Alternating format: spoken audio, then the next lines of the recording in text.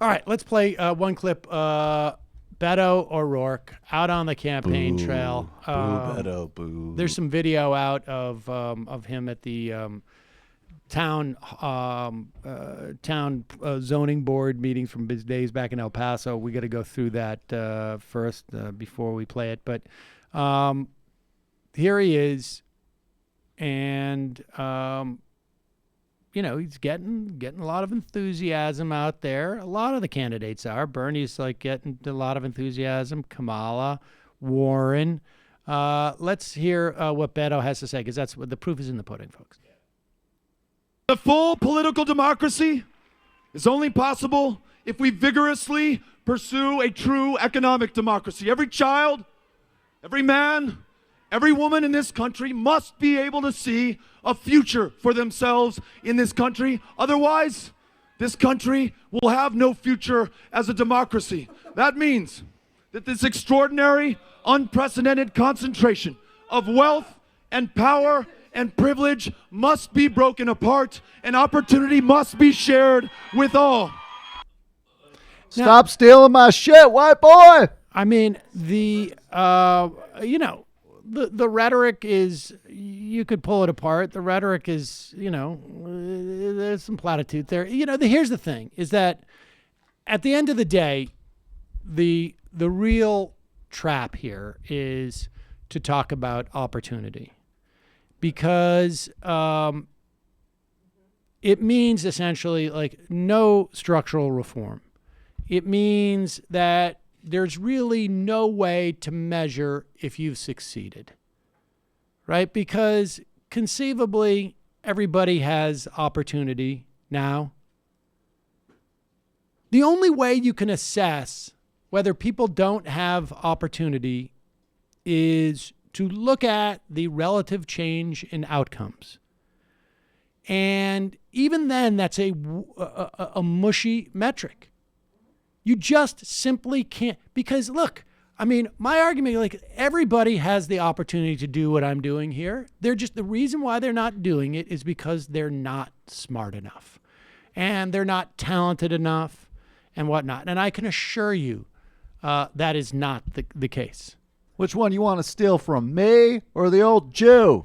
I'm well, curious. the fucking plagiarist. What do you think he thinks economic democracy means?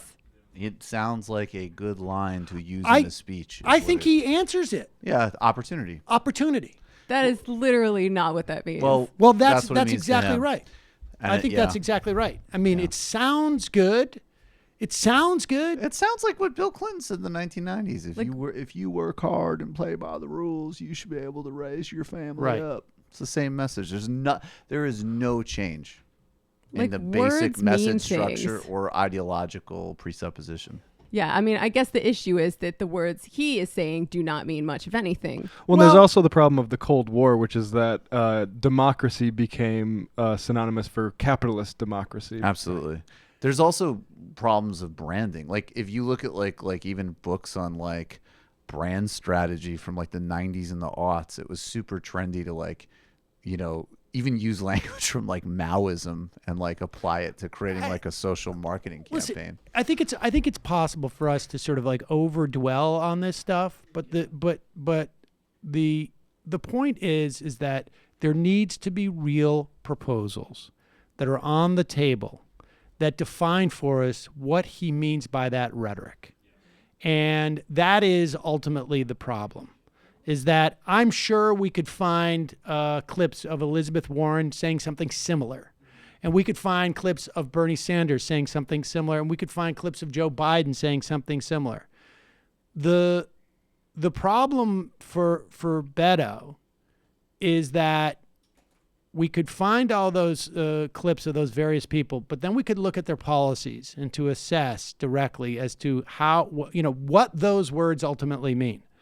And for some, like Joe Biden, in the past, it meant things like empowering credit card companies to make sure that you couldn't escape your debts, or empowering loan institutions that made sure that like your student debt couldn't be discharged.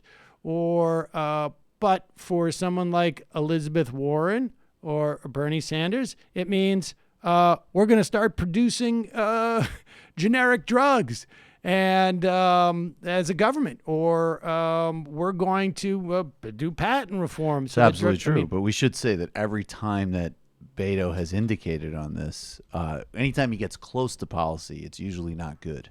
So to the extent he ever does get specific, it's a bad signal. And I got to say, like, I'm not into the Buttigieg thing at all, but it's very clarifying to have him in contrast with Beto, because he really is making, like, even he in his interview he had recently, he said that because of his age, which is a very interesting generational argument, that he's out of that Cold War mindset that Matt was talking about, essentially. And he's certainly not a socialist. He's not even particularly left, but he's triangulating, actually.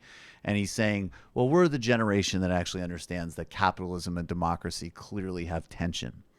And he's making a very different argument to get out of it. But I'm just saying, like, having him there really reinforces not only how empty Beto is, but that when Beto goes to his comfort zones, it's to the right.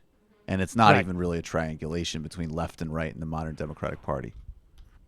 It is not democratizing our economy to propose to cut Social Security. I can just tell you that those, like, by any definition of the word, that would not be the case. Now, he's obviously, I don't think he's promoting this on the campaign trail. I don't know where he is on Social Security. Maybe he's talking about expanding it. But I'll tell you something.